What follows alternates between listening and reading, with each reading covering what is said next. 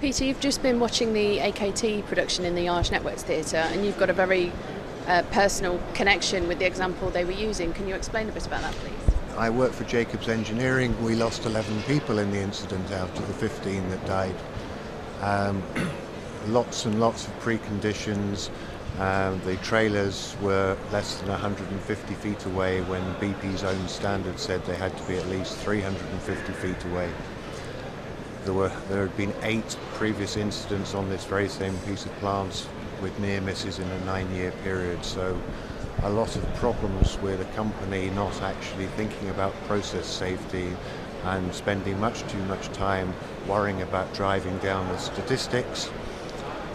They had just commissioned a report from external consultants which indicated that the culture was of not reporting near misses because it was always the fault of the person who was injured or nearly injured. And so comments in that report such as nobody did anything about the circumstances of my accident until it happened to my foreman 8 years later.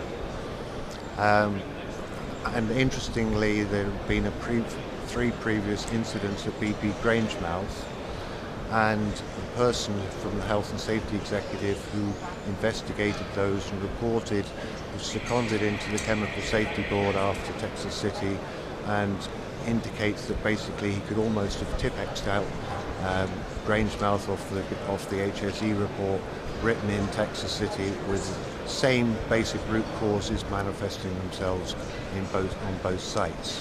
Lack of leadership, lack of attention to process safety, and so on, and very much emphasis on OSHA recordable statistics and not worrying about the really bad news that could occur, the low probability, high consequence type event.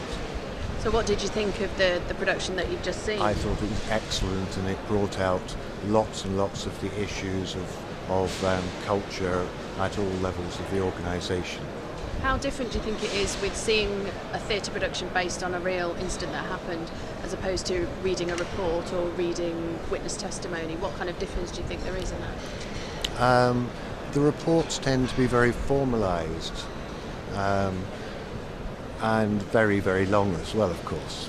You know, the reports on Texas City run into hundreds of pages each, and they're not exactly easy reading, whereas in a very short period of time a lot of the key lessons can be drawn out in a theatre environment. And sitting there with experience of what they're talking about, what kind of reaction were you having as you were watching the performers? I thought it was a very, very good adaptation of the history. What about the rest of the audience? Did you get a judge of what other people were, how they were reacting to what was going on the stage? It was very full, and for the future we really need to make these areas bigger, and I was on the front row, so it's difficult to actually get that much of a reaction, but I think it was very well received. Do you think this is something that we should do more of as safety professionals? Should kind of theatre and role play be a part of the training and the development and the review and the process that you go through? I think it's a different way of training, and the best training is a mix of different types of production, and I think this is a good way of getting the message over, and one could use it in a multi-contractor type environment to actually get the buy-in from everybody at various levels. What kind of lesson do you think the health and safety practitioners who were sitting watching the AKT production, what's the main thing that they'll take away with? I'd like to hope that the main thing they take away is the need, whenever there's an incident or a near miss, to actually get below the immediate cause and get down to the root causes, which we're not good at identifying.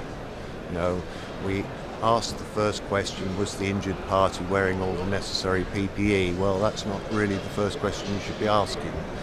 We should be asking, is the management culture actually driving forward health and safety on a day-to-day basis? Thanks for your time, Peter. My pleasure.